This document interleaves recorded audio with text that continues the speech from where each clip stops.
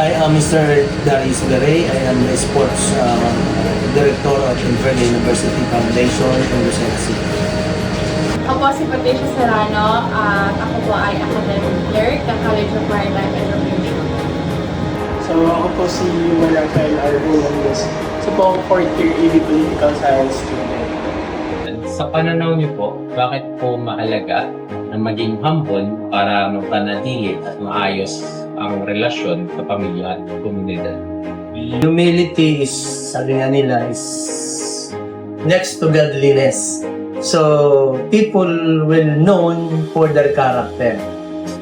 So, sometimes, actually, yung character will bring you up nga kasi. So, yung iba, academically, may mga tao magaling academically, pero, you know, yung dating mayabang, that's why, mahalaga pa rin talaga yung at actually, ito yung tinuturo sa atin ng Biblia na maging magpakumbaba. So, sabi nga sa Bible, kung sino yung mababa siyang tinataas. Because of humility, kasi pag ikaw ay may kababaan loob, kasama na rin doon yung pang-unawa. So, laging kasama, pag ikaw ay mababang loob, lalabas din malawak na rin ang iyong pangunawa. So kung ang bawat isa sa grupo ay may pagkakaunawaan, magiging harmonious ang relationship ng grupo. Mahalaga kasi yung humility. Kasi alam niyo, pag may nagmamataas, yun pag-umpisa ng away kasi away, pagkakagalit. Pero kung ang isang grupo at ang mga member nito ay lahat may kababaang loob, doon papasok yung harmonious relationship para sa mahalaga yun. Ang bata, yung anak yun, hindi mo lang ng pagkain lalaki yan. Pero yung pagtuturo ng tamang ugali, yan ang mahalaga sa isang magulang. Kasi pag sinabing tao, yung tamang ugali yan. Ugali na makajos.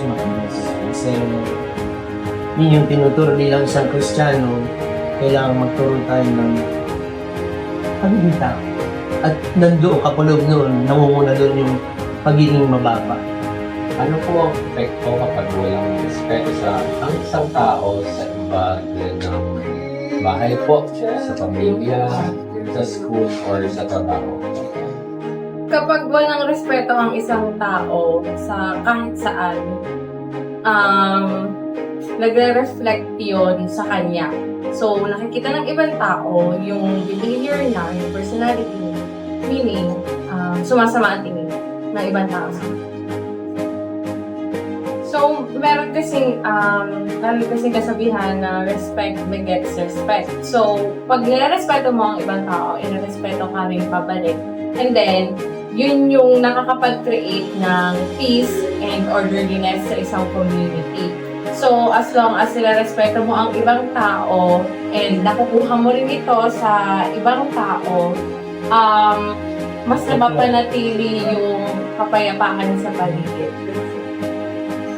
Ang pinakamahalaga kung pakita sa akin ng respeto is yung pakipag-usap mo lang. Yung pag-ayos mo ng tono mo, hindi pa sigaw, hindi pa galit, palagi lang siyang maayos para at the same time, yung tao nakaka-receive nung message mo, maayos rin yung na-analyze yun sa isip niya, and then makakasagot din siya ng maayos, hindi rin siya pasigaw, hindi rin siya pagalit. And pag ganun lang palagi, yung way ng pakikipag-usap mo, pakikipag-communicate mo, mas maayos kang nakikita ng ibang tao, maayos yung behavior na nakikita nila sa'yo.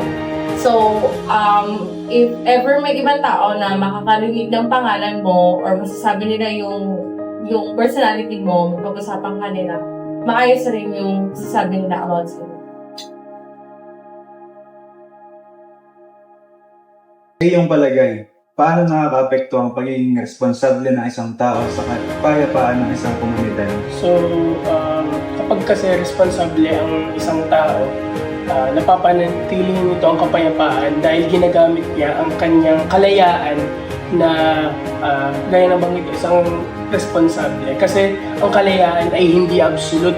Ito ay may limitation na based din sa kung ano yung dinidikta sa atin ng batas, ng ating community, ng mga culture, norms. At kapag ang isang responsableng tao ay ginagamit ng kanyang kalayaan na responsable, napapanatiling nito yung kapayapaan at walang kaguluhan. Paano mo inaharap ang responsibilidad mo bilang estudyante o bilang presidente ng organisasyon dito sa ating universidad? Inaharap ko siya in a way na alam ko kung hanggang saan lang yung limitation ko, alam ko hanggang saan lang yung authority ko, at ganun na rin. At alam ko rin naman kung paano i-utilize yung mga bagay na yun para rin matugunan ko yung mga responsibility ko sa loob ng school, lalo na as President of the University Collegiate Student Council, ay mas pinapahalagahan ko kung ano man yung ibinigay na responsibilidad sa akin kesa sa mga bagay na tingin ko mas magpapabuti lang para lamang sa sarili ko, kundi mas nakafocus tayo sa kung ano nga ba dapat yung duties natin, ano yung mga nakaatang sa ating trabaho kesa sa mga bagay na hindi naman importante. So ayun, binabalance natin para mapatunayan natin na tama naman yung ginagawa at yung pagboto sa ating mga tao. Bakit mahalagang turuan ng kabataan tungkol sa kanilang responsibilidad sa komunidad?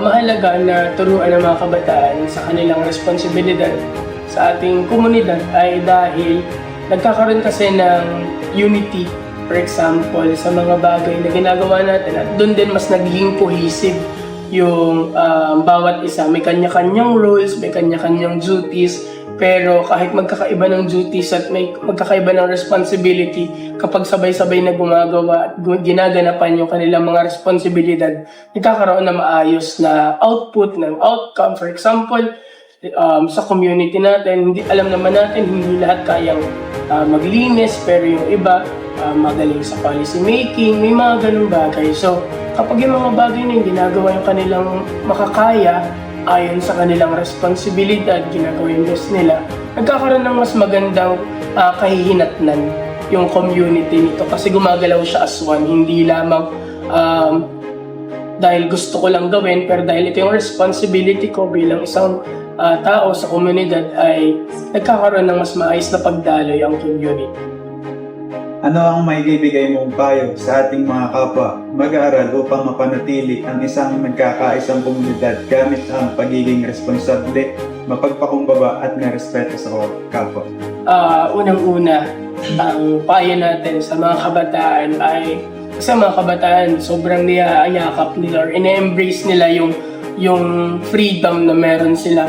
But I hope when we practice our freedom, yung kalayaan natin, ay ginagamit natin ito na meron tayong accountability or accountable tayo sa mga ginagawa natin at hindi natin hinahayaan na matapakan yung kapwa natin sa pag-express natin ng freedom natin. For example, meron tayong freedom of speech pero nakakasakit na pala tayo, which is hindi dapat. Kunwari gusto natin gawin yung isang bagay pero may mga taong naapektuhan, hindi dapat.